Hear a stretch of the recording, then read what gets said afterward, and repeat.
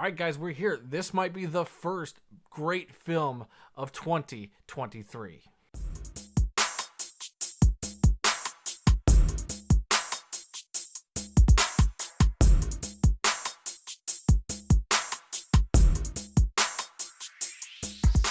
So Creed 3 is actually the directorial debut of actor Michael B. Jordan. He's behind the camera. He's in front of the camera. He, of course, plays Adonis Creed in the Creed films. And the story here is that Adonis Creed has to go into the ring against somebody from his past. A very personal fight that is unlike any of the other fights he's had to take on in the past films.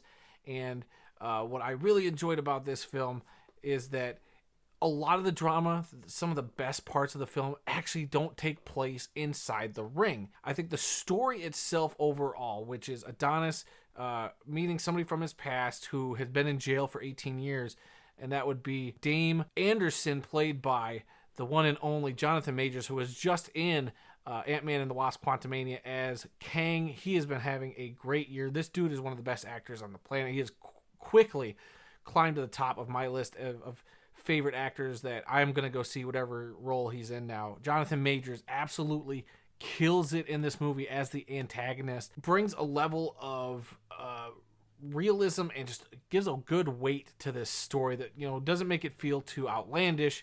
But we'll talk about the story maybe still getting a little outlandish at a couple points. But the strengths of this film lie in Michael B. Jordan carrying this as the anchor, you know, of the film, as the actor, as the character of Adonis Creed. And then you also have returning Tessa Thompson comes back as his wife, Bianca.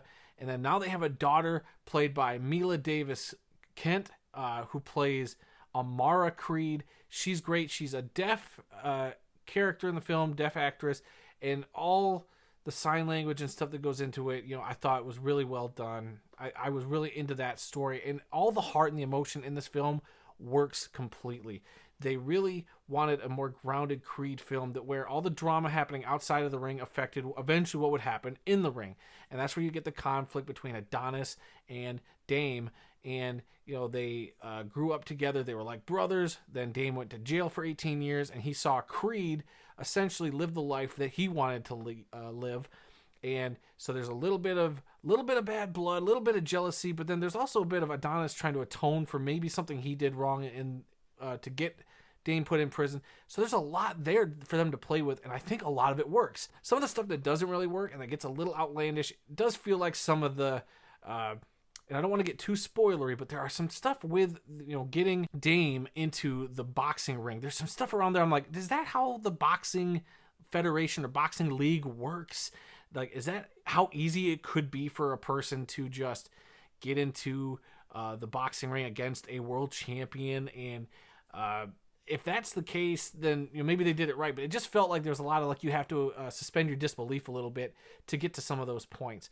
And regardless of that, I feel like other than that, though, other than those little bits of disbelief there and a couple other little quibbles about, like, how could they pull that off without the cops getting involved? But I digress. Regardless, you know, I was still invested in everything. And to be honest with you, I was more into a lot of the stuff happening outside the ring than in the ring. Some of the fights inside the ring, I think the fights are actually really, really good, really great. But there are some times where I'm like, you could feel that it was like the stage, you know, the acting. The punches just didn't feel as hard hitting as like in the previous two Creed films, which were very big highlights for me for those films and strengths. And this one, not as much so, but the drama and the character stuff outside the ring carried this film enough to make me still be very invested into those fights. And of course, you know, the build up to the big fight between Adonis and Dame is well worth it. And it's a great fight. And they even do some cool new stuff that, you know, may or may not work depending on your sensibilities. Michael B. Jordan did say that he was influenced by anime and like anime fighting style, like Dragon Ball Z. I'm wearing a Dragon Ball Super shirt right now. So Dragon Ball fighting. And you could kind of see that influence in the film, which I think is actually pretty cool that they took those chances. It doesn't work 100% for me, but I thought it was still cool nonetheless that they kind of took that chance. And I was like, all right, this is different. For a little bit it worked, for a little bit it didn't. But, you know, overall, I say thumbs up for the attempt, and I think they could only improve on that. Overall, guys, this is the first film this year that I feel like I truly walked out of the theater and just was gushing about. Creed 3 is absolutely one of the best Creed movies. If it's probably not as good as the first Creed, it's definitely better than the second Creed. I'm going to give this film a very, very, very enthusiastic A-. Will this be in my top 10 at the end of the year? Hard to say. It could be on the outside looking in, as more and more films this year come to the plate. But I was really into this film. I'm very happy to finally give my first A of the year, or A- if you want to get technical. But still, it's in that range. I think for other people, this if you're into this franchise, this is a great addition to it. And a notable lack in this movie, I guess real quick before we wrap the video up, Sylvester Stallone isn't in this movie. There's a lot of public drama out there about his involvement with this franchise. Even though he's got a producer credit on this film, he hasn't talked great about this film, and his involvement and all that is whatever outside this film. But it does feel like for the first time in any of these Creed movies of the three, this is the first one that does feel completely like an Adonis Creed story.